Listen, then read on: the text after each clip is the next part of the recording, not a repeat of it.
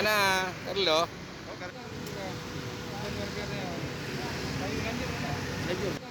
Syederalun, tim Satgas Pencegahan COVID-19 Biren mulai melakukan kegiatan operasi justisi penerapan disiplin dan penegakan hukum protokol kesehatan.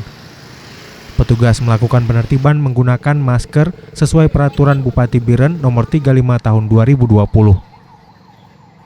Dalam penertiban perdana ini, petugas baru sebatas mengingatkan masyarakat yang melanggar dengan meminta membuat surat pernyataan dan belum memberlakukan denda.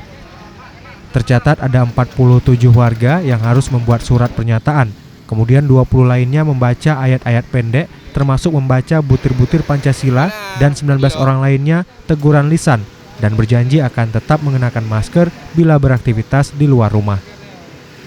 Dari Biren, Yusmandin Idris, Serambi On TV.